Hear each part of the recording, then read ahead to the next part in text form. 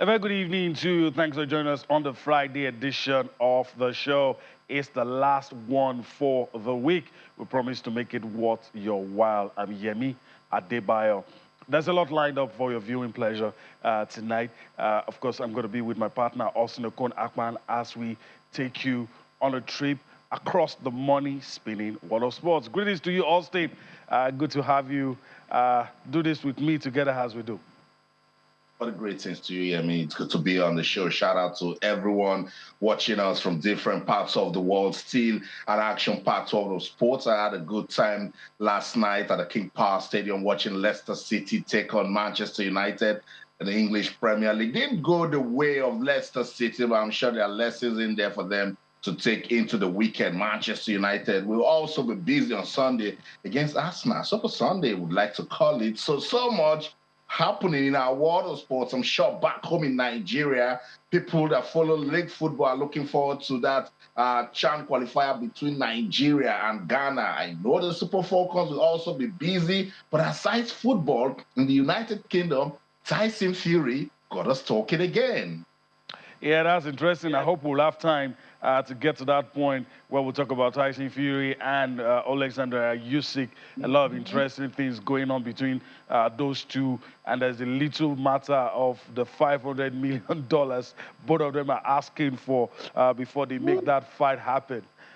But anyway, you've talked about it, the things we're going to be talking about on the show tonight. We're going to start with the Super Falcons. We'll go to the Home Eagles. Then, of course, we look at the English Premier League. That's your end. We'll also talk about the U.S. Open. We're talking about that. And hopefully, if we have time, we talk about Alexander Usyk's demand for a unification bout. Give me Fury or forget about it. Maybe it's mind games, we'll see. But let's start the show today talking about the Super Falcons of Nigeria. It's been called a prestige friendly against the United States, double two-legged friendly. One's going to be played tomorrow and one late on Tuesday. That's based on Nigerian time. If you're in any part of the world, maybe it might not be correct, but Nigerian time, tomorrow, Saturday, and the other one on Tuesday. So that's why we start the show. Good preparation for both countries. That's right, particularly for the Super Falcons. Another opportunity for us to take a look at Coach Randy Wardrum's team.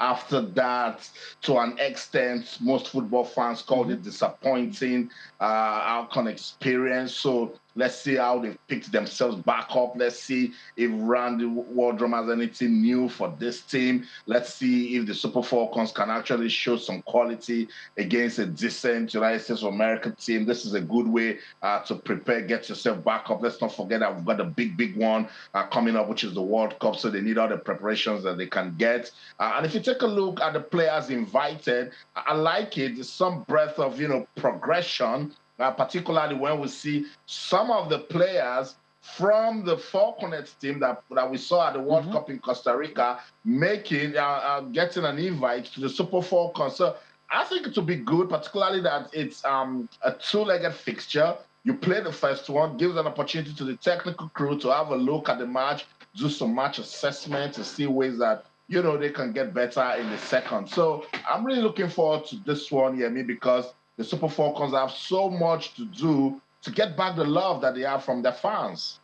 Yeah, that's it. Also, let's take a look at how, where, and when those matches will be played. It's going to come up on your screen. I want you to carefully note the details so that we can be able... Okay, our producer wants us to start with the name of the player since that's where Austin went first. So let's do that for our viewers. The goalkeepers, Chiamaka Nadozie, she plays in France. Christio Iheriku plays for Edo Queens. Defenders, Nicole Payne, Glory Ogbonna, Osinachi Ohale, Michelle Alozie, Akudo Ogbonna, Oluwatosin Demeyi, she plays for Rivers Angels. Those are the defenders in the squad for the two-legged friendly against the United States of America. We move on, still talking about the guys in the team. Let's go to the midfield now. That's our next port of call, the midfield. There you have it, Jennifer Echegini, Christy Uchebe, Tony Payne, Amanda Uju, Deborah Abiodun, She also plays for Rivers Angels. A lot of the players on the home front who play for Rivers Angels got to this team. Rashida Ajibade plays in Spain for Atletico Madrid. Rafia Timoron plays for Rivers Angels. Uchena Kanu, Vivian Ikichiku, Ifeoma Onumonu, Gift Monday, Esther Onyenezide that we saw her with the under-20 team. She was very fast, pacey, energetic player, and she makes it into the squad. So those are the players in the squad. And also, you look at this squad, it's a squad that can compete.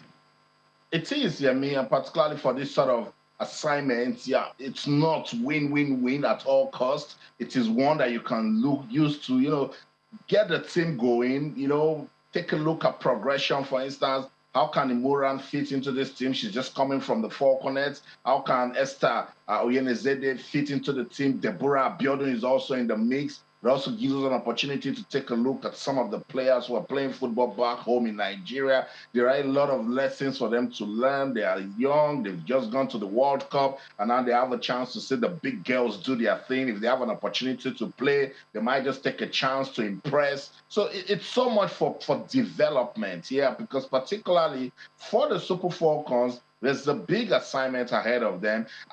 I don't think football fans are really confident with the technical crew, but as I said, this might just be redemption song for everyone, the coaching crew, the NFF, the Super Falcons, to see how they can pick themselves back up and let fans believe that they are in the right frame of mind to start getting ready for the World Cup.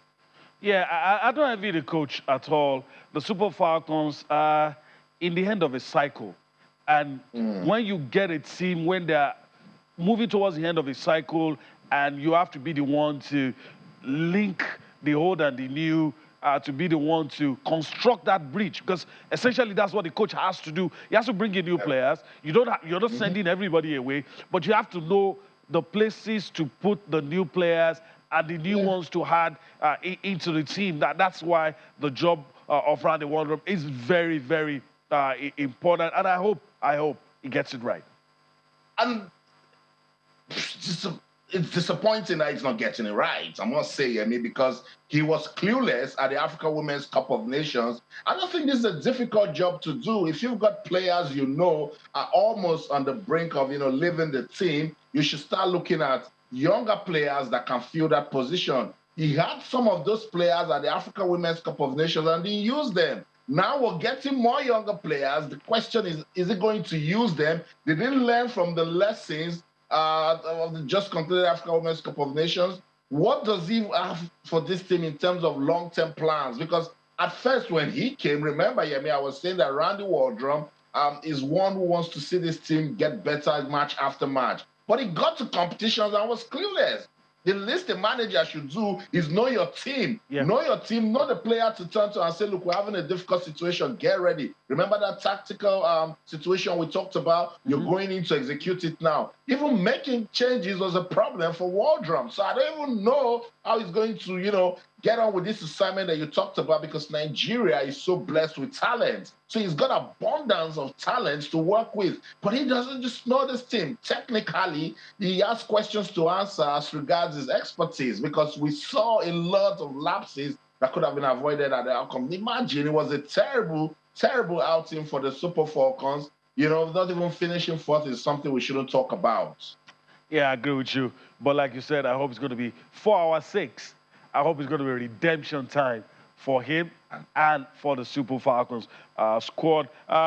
Let's go back to what I wanted to do earlier. Let's see, those matches, when it's going to be played, time, venue, so that our viewers can lock it in and, be prepared for when to see those games, two-legged friendly against the United States, a litmus test for how we have grown after. I'm very sure we're going to sort it out.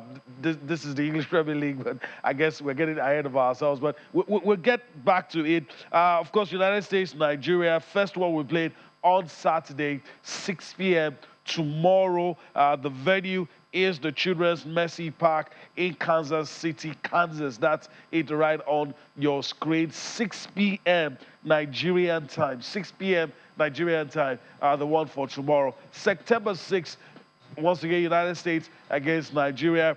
The venue is the Howdy Field in Washington, D.C. In Washington, D.C. And the time, talking about Nigerian time, 11 p.m. on Tuesday. That's Tuesday next week. That game will be played. So there's a lot to look forward to, and hopefully the girls will do us proud, get the job done. And the job essentially is to have a good outing against the United States of America. So that's it. And Austin, we can both agree that we, after this game, we should be able to say it appears like the girls are back on track.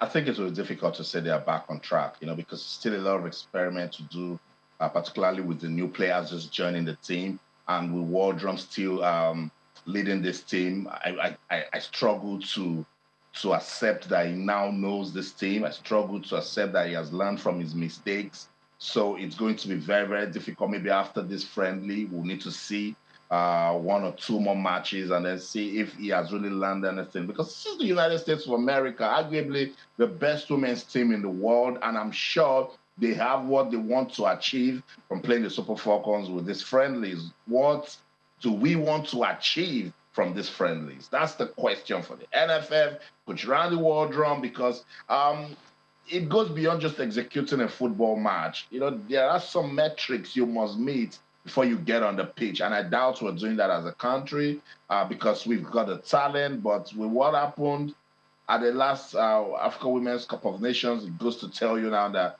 we don't even know what we're doing. We don't know what we want. We cannot even win bronze anymore at an African competition. So, I will not use this friendly to see whether we're back on track. I will watch Randy Wardrum and the NFF to understand why they're playing the United States of America. And if I see that they know why, then I say, okay, let's see one or two more friendlies, and then we can make a conclusion with this team's problem. All right. I hope the authorities are listening because you've put it there succinctly, and there's nothing to add, really. There's really nothing that we need to know what we're doing. We need to understand the purpose. I mean, when purpose is not known, abuse is inevitable. That's what they say. So I agree with you on that. I'm going to yield the floor to you now. Let's talk about the Chan Eagles. Super Eagles Team B, Home Eagles, whichever way you want to call them. But first, let's take a look at the fixture.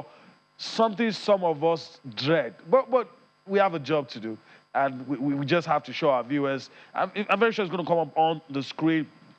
On aggregate, the best team qualifies, but for now, Ghana has a 2-0 advantage. Nigeria-Ghana venue is the MKO Abiola Stadium in Abuja tomorrow. Time for this game is 5 p.m. Just note that, and I'll be ready to support the Home Eagles, the Chan Eagles, Super Eagles Team B, whichever one you want to call them. But it's Nigeria playing. That's the most important thing. So, Austin, I yield the floor to you. I don't know what to say. All I know is that if we're going to qualify, if we're going to be in Algeria, it's either we'll score 3 unreplied goals or we win with a margin that has 3 goals.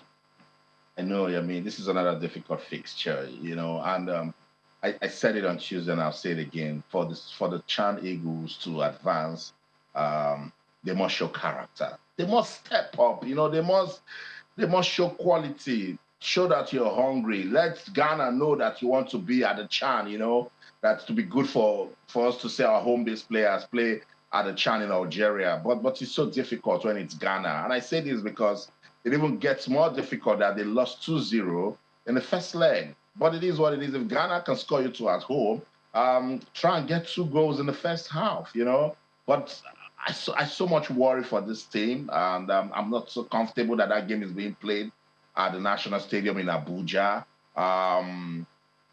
I think Ghana has a quality to still come to Abuja and score.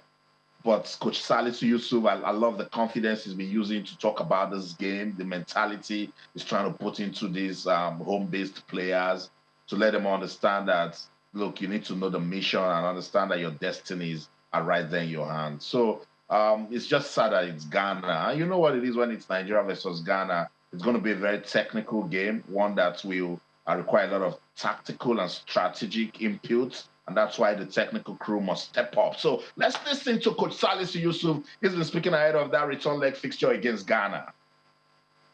And we didn't anticipate what happened in Ghana, but in football, anything can happen. We worked so hard for the game, despite the late preparation we had.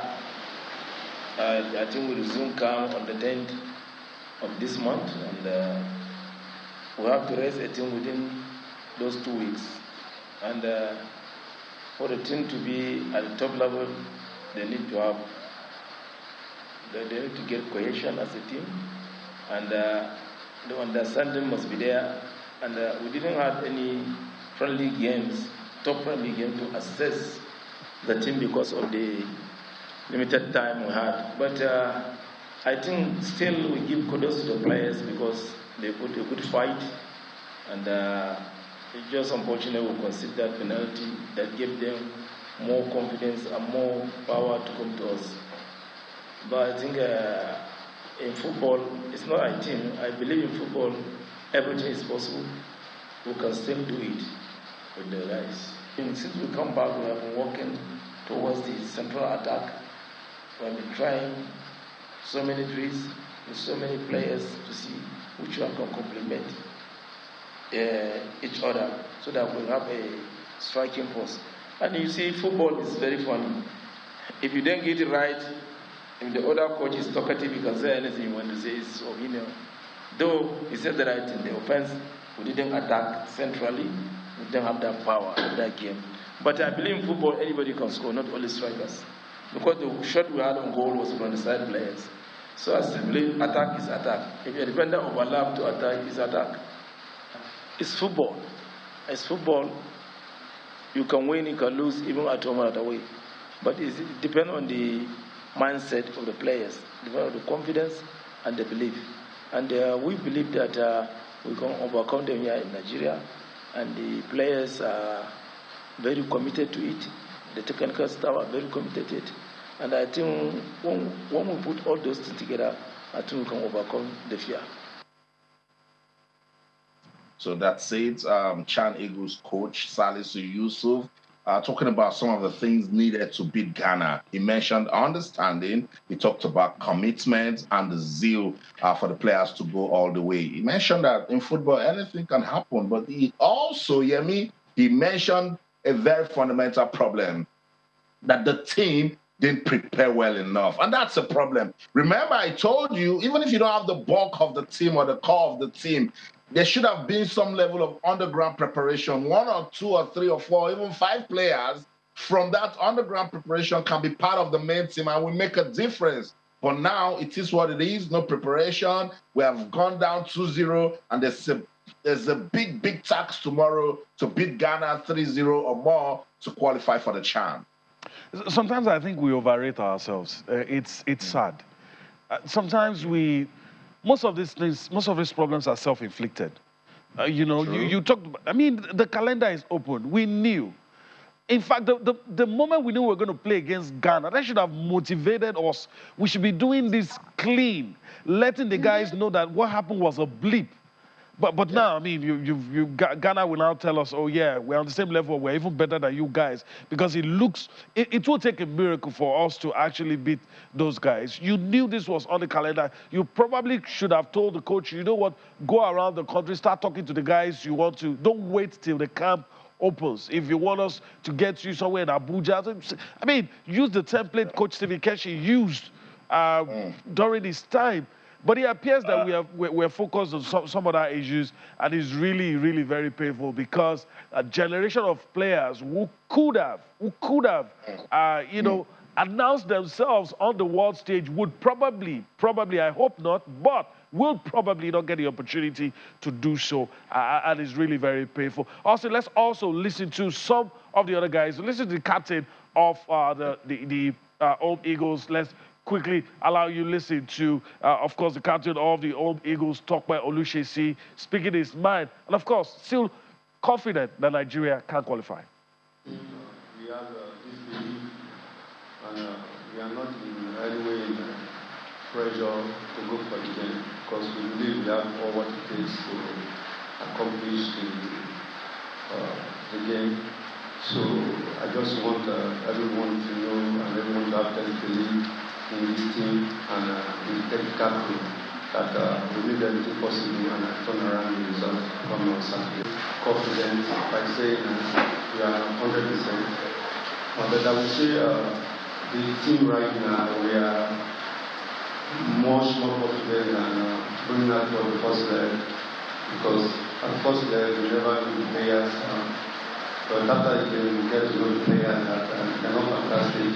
And considering to go there in Ghana, we saw it as a loss of competition from the team. But right now, we have this confidence in the team, and every player know what's at stake, and everybody wants to be their all. And that's where the big comes from because everybody knows that we can come out from this to do that.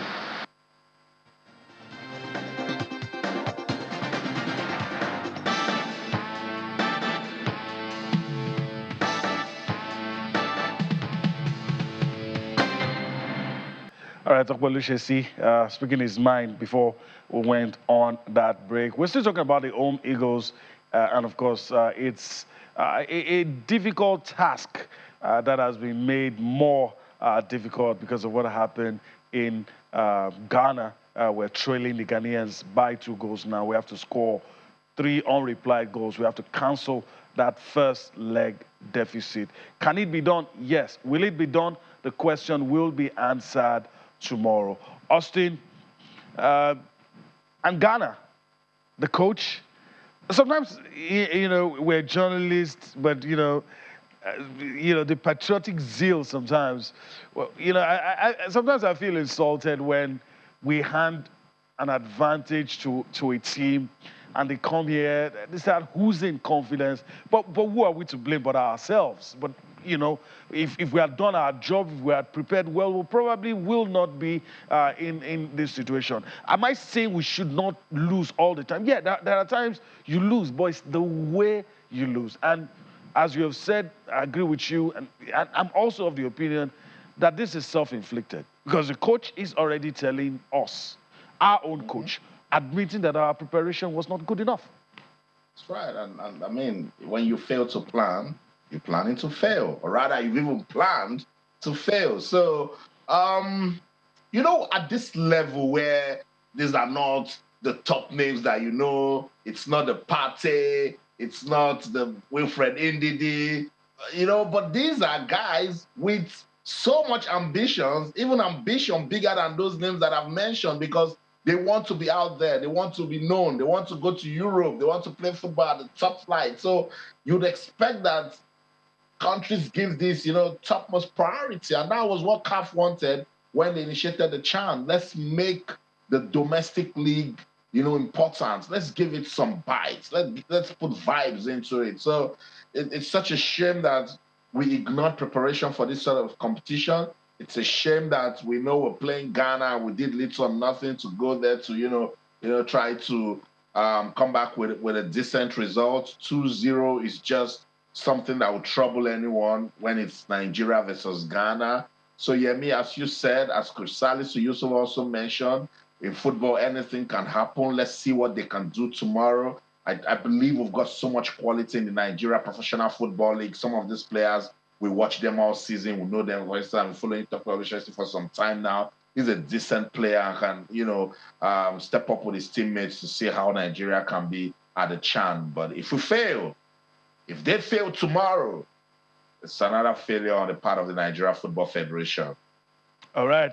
It's something that will be written in the books of this current administration as one of the things they didn't do well. Austin, let's also listen to the remarks of the Ghanaian coach. Of course, very confident. I would have loved the case to be reversed, we being in that situation, but that's what we have right about now. Let's listen to the coach of Ghana, Arnold Walker, speaking his mind, of course, in a very confident mood, speaking ahead of that crucial encounter with the home Eagles tomorrow.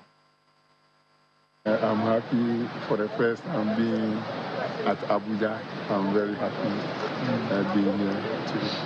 I'm not having any advantage as I take it. I'm coming here to play the first game against Nigeria. That is the mentality and that is the focus that I have in mind. So I'm coming to play the first match here before I play it in Ghana. So that is the mentality. Of course, yes, a winning team is not changed. So I'm keeping my winning team here, and the style is not going to change. We have the same. All right, the Ghanaian coach speaking his mind, obviously very confident. Austin, what else to say other than to wish the home Eagles all the best? We should naturally be saying may the best team win, but you know, even if our team turns out not to be the best team, whatever happens, may the home Eagles win. But let me say this. You see the mentality Coach Arnold Walker is giving to this game. He's saying that they don't even have an advantage. That's how serious they are. You know, they've disregarded that 2-0. Mm-hmm. They know it's Nigeria, and so they cannot afford to be complacent. So you see, mentally, they are ready, you know, to come to Abuja and get the results, you know, and that's what it is. When you have the advantage over a team like Nigeria. So, it's going to be tough, but I just want to stay with the words of Coach Salisu Yusuf that they need to have some understanding. Talked about commitment. He also believes that in football anything can happen, but he wrapped it all good by saying that they didn't have a good preparation, and so that will affect them. And it has already started, Yemi. All right. I think we should leave that and get into boxing now. Let's talk about what's happening between Tyson Fury and Alexander Usyk. Usyk says, look, I don't know what you guys are talking about. Give me Tyson Fury or Tyson Fury. He called out Fury right after he defeated Anthony Joshua, and then he's calling out Tyson Fury again. Fury responded, called him, you middleweight boxer. You want to fight me, the big guy? And then there's just something about Tyson Fury when he's talking. It brings all the vibes that we need to hear in heavyweight boxing. He says he's going to obliterate this guy, Alexander Usyk. Look, Tyson Fury will scare anyone with everything he's achieved in heavyweight boxing. But with this guy, this fighter, this guy that never gets tired, that can go the distance, I mean, anything can happen. I mean, there's something about Usyk that I'm beginning to like. I didn't focus on some of those things because it was up against Anthony Joshua. It's calm, it's cool-headed. In fact, at the press conference that he had recently, he came to the defense of Anthony Joshua. And he told people, don't be angry with him. Anybody could do that. I don't think, you know, he said a lot of things, and he said, look, the guy feels sad that he lost. And one of the things that he said, look, if you don't give me Tyson Fury, I'm not fighting. But again, it seemed to have mellowed down a little. And said, look, give me Tyson Fury, and I also don't mind Anthony Joshua Part 3. That's interesting when he said that today, that look, you either give me Tyson Fury and make that $500 million offer. And we're looking at all of these things. I'm hoping that, you know, we get to see one of these two guys hold all the bets. I mean, that's what I would love to see. So the most interesting fight that the boxing world would love to see now is Fury and Usyk. The only thing that could stop us, Fury is demanding that fight, everything about that fight is giving them a deadline. Sort it out. And one of the things they have to sort out is that $500 million. I don't know if they're going to be able to do that. Yeah, but on the flip side, boxing fans in the UK still believes Fury Joshua can happen. I don't know where that is coming from, but they believe that Fury should fight Joshua first and then go on to fight Usyk. And I think for some reasons they believe that will maybe give Anthony Joshua some level of respect, even if he should lose the fight against Fury. But it's going to be very tough because this fight, Fury-Usyk, will have everything heavyweight boxing attached to it. So imagine the winner walking away with all the belts, and then you can just go chill somewhere and say, yes, I have achieved this, and it's going to happen once in a lifetime. I just take a chill, you know. But It's very tricky. I like the way you described Alexander Usyk. I remember when I met him in London, we gisted for some time, very chilled guy, and I was just looking at him in my head, I'm saying, this quiet guy, that's how they are. They're very dangerous. He gets into the ring, he becomes a beast. And this is a guy who has got a lot of street boxing credibility to his name. And that's why Anthony Joshua can rock him in round 9, and in round 10, he's controlling the fight again. In round 11, he's rocked, he's controlling the fight again, you know? So he's that kind of guy, but Fury will frighten anyone. With the way he defeated Deontay Wilder, if you go watch Fury, you have destroyed your mental strength before you get on the boxing ring with him. So with Tyson Fury, you just can't say, you know, it's going to go this way. I love his confidence, and he believes that he can beat everyone in the division at the moment. But Usyk will definitely be a threat to that belt. All right. Boxing now reminds us of the late 70s when we had those three guys, Joe Frazier, George Foreman, Muhammad Ali. I mean, Right. it was a cycle. I mean, everything passed through the three of them. I'm hoping we're going to be able to have that with Anthony Joshua, Tyson Fury, and Alexander Usyk. And who knows? Who knows? Deontay Wilder, too, might just break into that. Heavyweight is beginning to look like what it used to be. And Austin, if we go down this route, we might just stay on boxing till the end. But interesting times are ahead, because I'm also putting Deontay Wilder into the picture now, because it seems he has taken his time to cool off. And if he wins his next fight, they might start talking about him as a mandatory challenger. And if he doesn't, then more It's off the problems picture. for him. It's off the picture. Because what this has done for the heavyweight division is now it seems everyone can be beaten except Usyk and Fury. That's what it has done to the heavyweight division. So whoever is coming back, the Deontay Wilders, the Andy Ruiz, the Anthony Joshuas, they need to be bringing something that will stamp some level of authority, you know, because you know at the end of the day you're going for the big fights, and whatever makes you mandatory, you should be going out there to give us stiff competition, because as it is now, it's very, very competitive. But I was just wishing that Joshua was able to do something in Usyk Joshua too, so that it puts some more, you know, fire into the heavyweight division. But as you said, let's see what Deontay Wilder can do with his return. Now he knows he can be beaten. Now he knows he's not as feared as before. So he might just be bringing a different approach to his boxing style. So wait, we'll see. But for now, it's Tyson Fury and Alexander Usyk. All right. Tyson Fury and Usyk. All right, let's move on. Austin, we're coming to your hand. Let's take a look at what's going to happen this weekend. Interesting matches to be played, especially on Sunday. No particular reason for that, but I know there are reasons, yeah.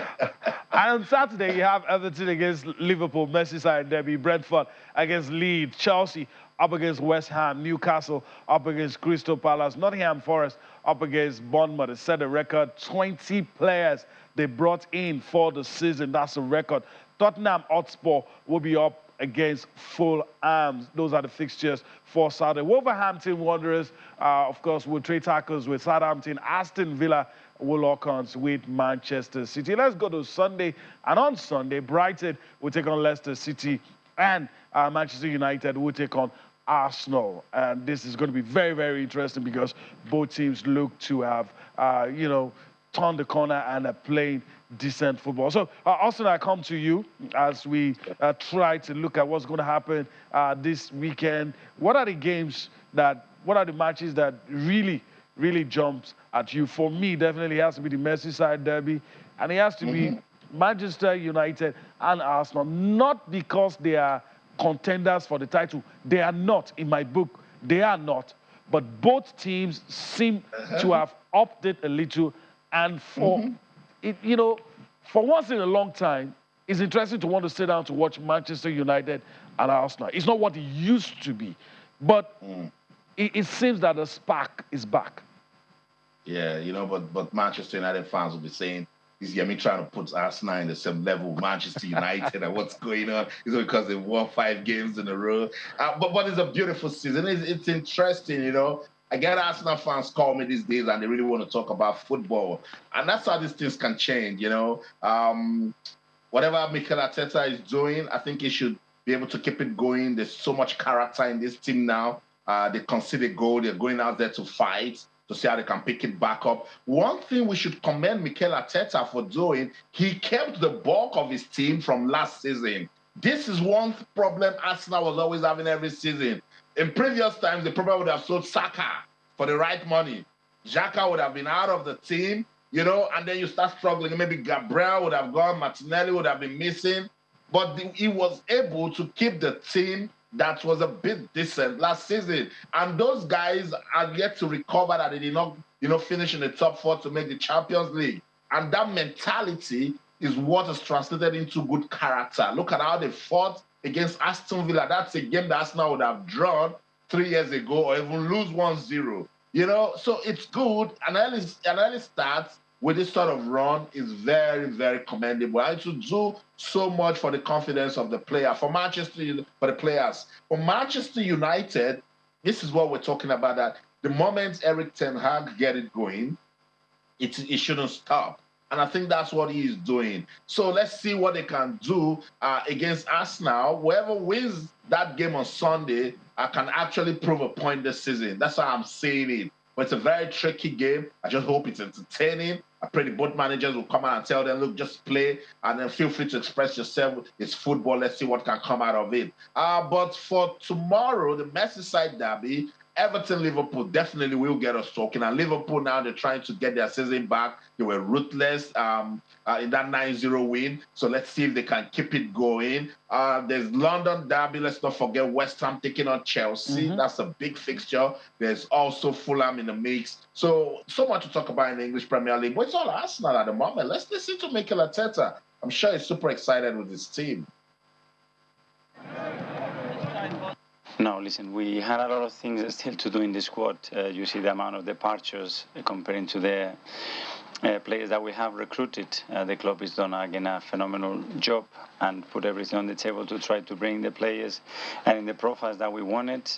We've done business pretty early. But unfortunately, in the last 72 hours, Thomas got injured in the same place that he got injured last time. And then Mo has a long-term injury. And then we had to react in the market. And we tried, but at the end of the day, we have to bring the player that we feel is the right player for the team and as well for the club, and we didn't manage to do that. That's not something new. We've done it. We have to do it again, and we have to believe from today, from yesterday, straight after the game, that we are capable of going there, play our way, and win the match. Especially, obviously, the feeling and the energy that is around the club.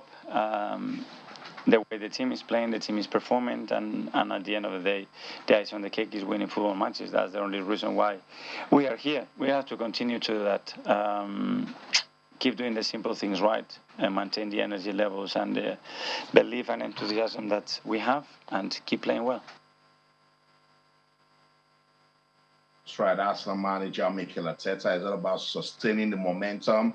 Let's see if the team will keep playing well. But Yemi, I'm sure you know that I know you like what's going on with Arsenal. I know you know that I know. Yeah, I know you do. At this point, there's nothing to hide.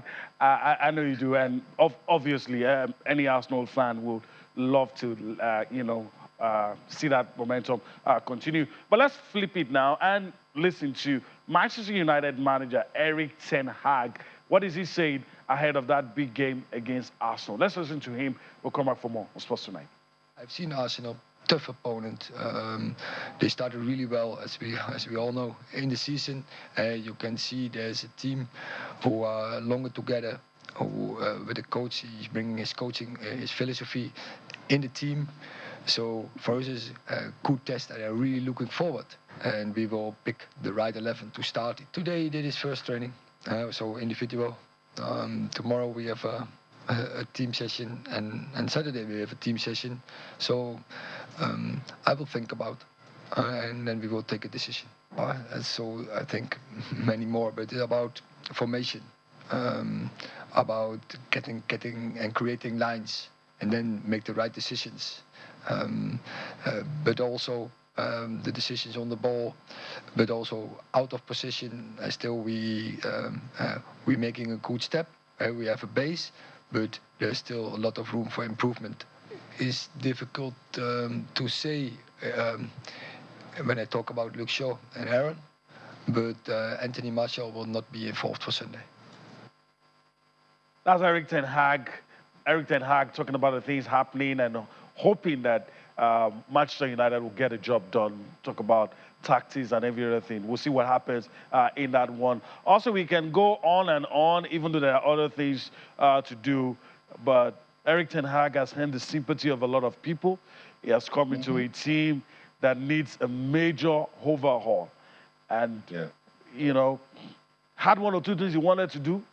Probably has realized he probably doesn't have the the resources to do some of those things. And he has adjusted well. One of the things that I noticed quickly is that they're not trying to play out from the back anymore, because they've got their fingers burnt seriously. So De Gea just kicks the ball, and you know the fight for it is safer that way. But do you think he's going to go for that safe approach against Arsenal, or that he's now becoming confident and thinking, well, we can go toe-to-toe with these guys?